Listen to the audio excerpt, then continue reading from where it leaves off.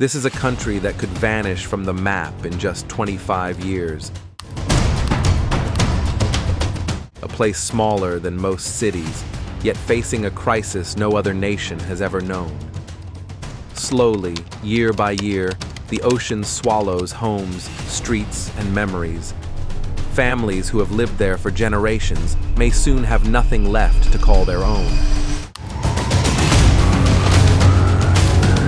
This isn't a story from the distant future.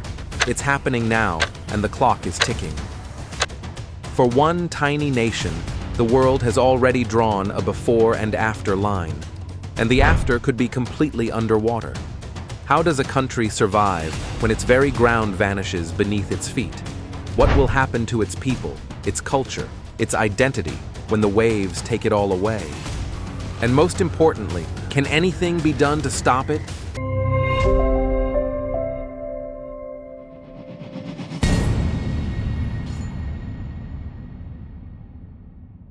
This tiny nation is called Tuvalu, a string of 9 islands floating in the middle of the Pacific Ocean.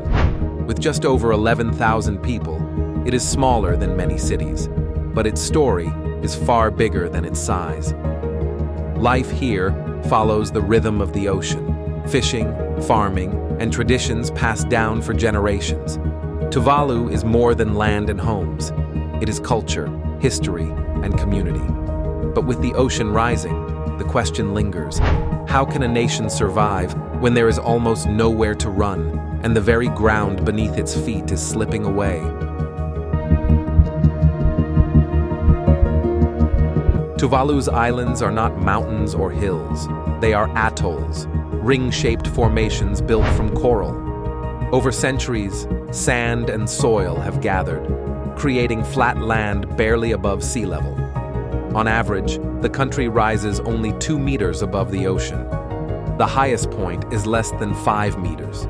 Even a small storm or strong wave can flood homes, roads, and farms in an instant. Its main island, Funafuti, is long and narrow, with the airport runway taking up nearly half of it. There is no high ground to escape to. Every inch of Tuvalu is exposed, and every flood leaves a mark on the people and the land they call home.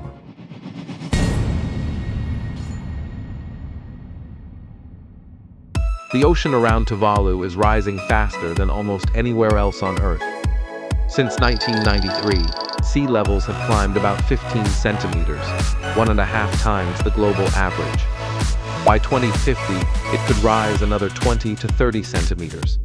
By 2100, more than a meter. For Tuvalu, these numbers are not abstract. They mean flooded homes, washed away roads, and fields drowned in salt water. Floods strike the islands around 5 days every year. By 2050, that could jump to 25 days.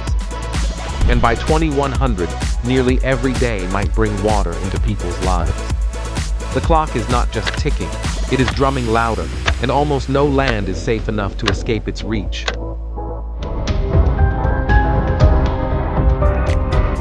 The year 2050 is only 25 years away, closer than many of us realize. For Tuvalu, it is not a distant prediction. It is a looming reality. Scientists using satellites and digital models have calculated which areas will flood and how often. By 2050, most of Tuvalu's critical infrastructure could be underwater during high tides. Funafuti, home to 60% of the population, may be half submerged. Every year, floods will grow more frequent, more destructive, and impossible to ignore. For the people here, life is a countdown, and each day brings them closer to losing the land their ancestors called home.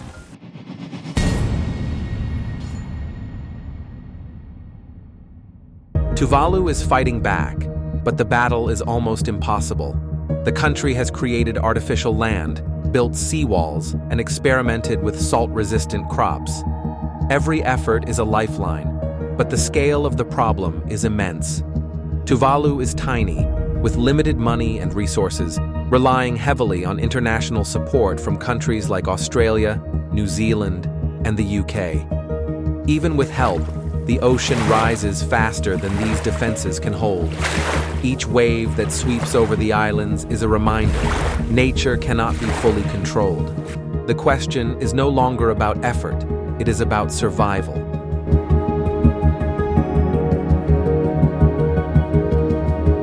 When the ocean cannot be held back, Tuvalu has found another way to survive, digitally.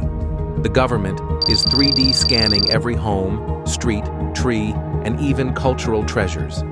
Family memories, traditions, dances, and personal items are being preserved online. Tuvalu is preparing to exist as the world's first virtual nation. Digital passports, online elections, and virtual national functions will keep the country alive, even if the physical land disappears beneath the waves. It is a bold experiment in human survival, saving not just buildings, but identity, culture, and history. Can a country live entirely in the digital world while its land vanishes forever?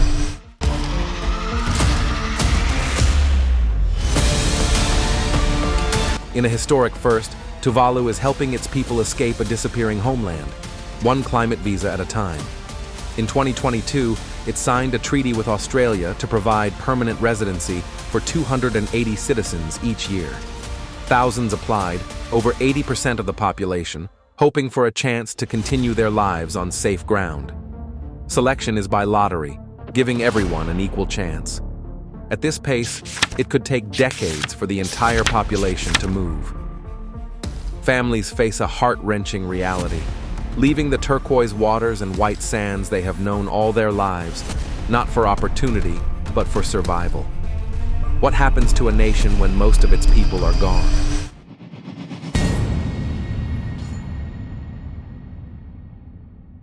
Even if the ocean swallows its islands, Tuvalu refuses to disappear.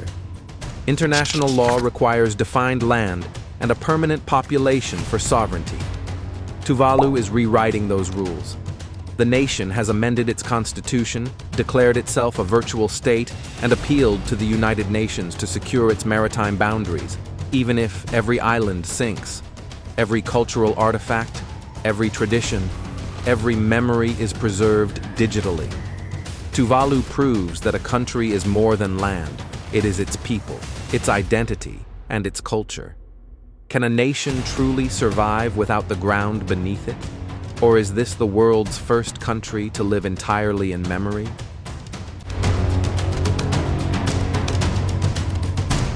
Tuvalu is fighting the ocean, but the real danger may come from the world beyond its shores. Australia plays a key role, offering support and climate visas, but gaining influence over Tuvalu's defense and foreign agreements. Meanwhile, China has taken notice because Tuvalu recognizes Taiwan, giving this tiny nation an unexpected geopolitical significance. Tiny islands, vulnerable to waves, are suddenly at the center of global strategy and power struggles. Even as Tuvalu fights for survival, it must navigate the pressures of powerful nations. The hidden truth becomes clear. Even the smallest countries can be caught in the shadows of global power, with their very survival hanging in the balance.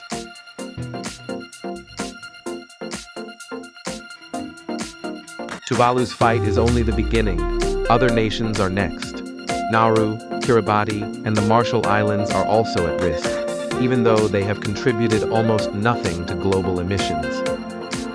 Meanwhile, the largest polluters, countries like the United States, China, India, and Germany, drive the climate crisis, drowning these tiny islands.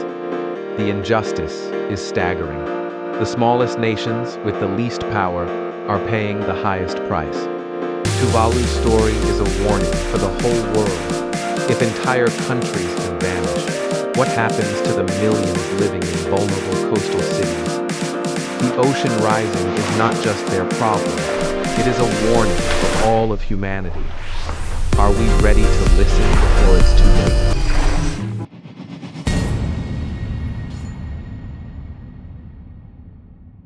By 2050, rising seas could put 800 million people in immediate danger, threatening lives, homes, and entire cities.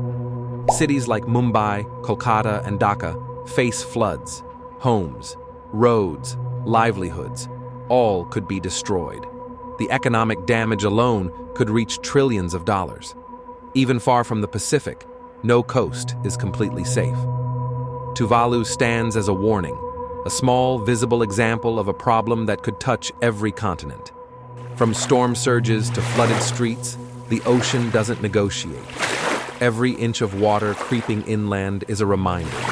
Humanity is running out of time, and action must come now. But will we listen before it's too late?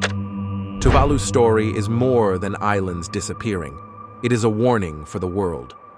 The ocean will not wait, and the consequences of inaction are real, personal, and urgent. Yet this is also a story of resilience and innovation. A country that refuses to vanish, a people preserving their culture, and a world that still has a chance to act. Every individual, every nation, every decision matters. Reduce emissions, support renewable energy, raise awareness, share this story. Remember Tuvalu. Help humanity rise to the challenge, because the future of our planet depends on what we do today. For more stories that reveal, warn, and inspire, stay connected with Storyground.